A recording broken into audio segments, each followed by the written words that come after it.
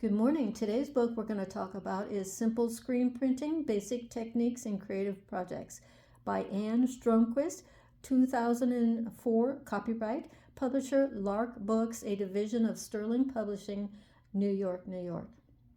Now this is a full-color illustration of screen printing techniques for the artist, the ones who are curious for learning from the ground up. Okay, so this 8x10 book gives you a taste of the history of screen printing, the stenciling done in the 1800s, and the texture and paper that they used back in the old days, because now everything is computer generated, it seems like. Now, also in this book gives you the tools needed, the clamps, the X-Acto knife, the hinges, the register pins, the supplies needed like squeegee, the containers for the color, the brushes, all the sizes, rulers, scotch tape, etc., etc. The black ink needed, the paper or cloth like if you're screen printing on a t-shirt, So, and this book also gives examples of practice screen printing before you do it on, the final, like on a t-shirt idea. You can practice on using paper or an old t-shirt or something like that. So it gives you the basics on how hard you need to squeegee the paint down on the mat. For each layer of color that has to go on top of the other, and how long you need to wait until you put the second coating, which is a brand new color.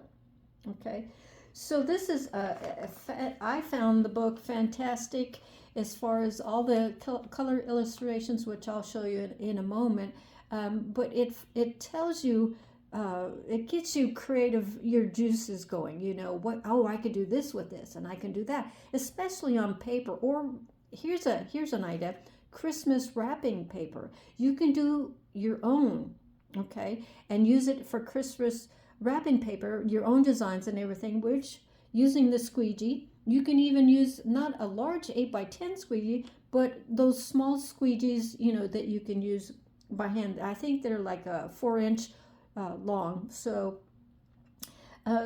another is the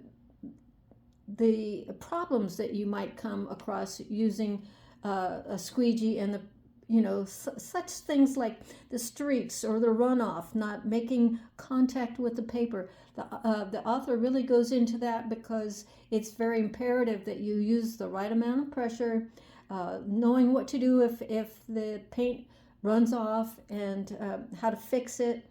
Another section talks about copyright law, how to make sure that your designs are original, how to copyright it with the Copyright Office, how to put it on the say like you're making a scarf, and how to print or use the ink to put the copyright symbol, and then of course your name or your initials on each and every thing, whether it's a scarf, a book, wrapping paper, or a t-shirt, things like that.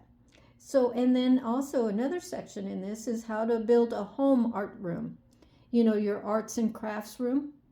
It could be actually a shed.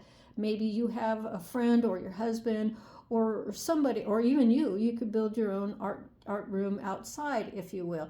Or if most people try to use what they have, so they'll convert a second bedroom or something like that into an art room, so you can concentrate on your artwork.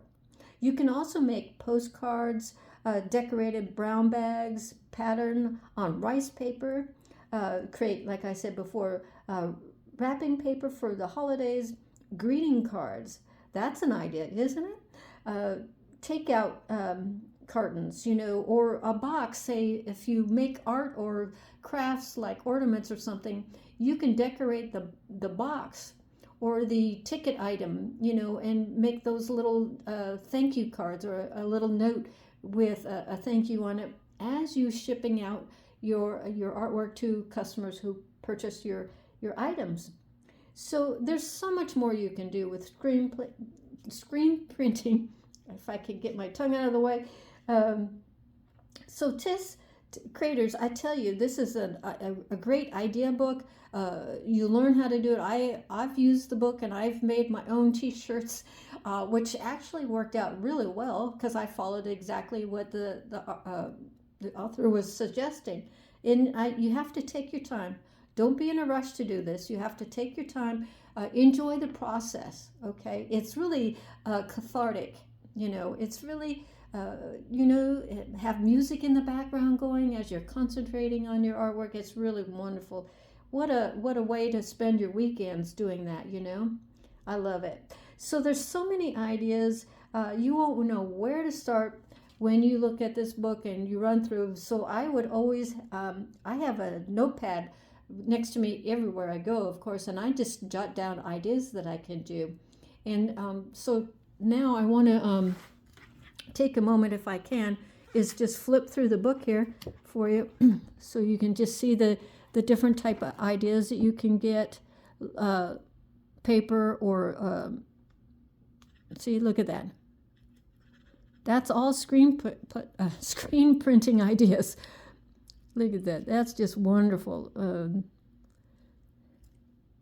Posters. Look, labels for your canned preserves. And coffee too. You could even put it on your canisters in your kitchen. Look at that scarf. Isn't that beautiful? I just love that. Oh, photographs. Like, oh, look at, here's a pillow. You can do that. Boxes, ideas, t-shirts. Look at that. Thank you cards, seed packets. That's a great idea. Placemats, brown bags. Look at that. Simple but elegant. Postcards, Andy Warhol silk screens. And see here, here's the process. She gives you a list of all the items that you need, how to take notes, take your time. And there's so much more. Enhancing your skills. Look at that. So many ideas. So, and look, see, and how to tape up your canvases and everything to make sure that it doesn't bleed off. And the designs. So, Simple Screenprinting, a book for every artist to have in their library. It's beautiful. It's well written. The artist herself is a screen printer, of course. Who else would we listen to but another artist, right?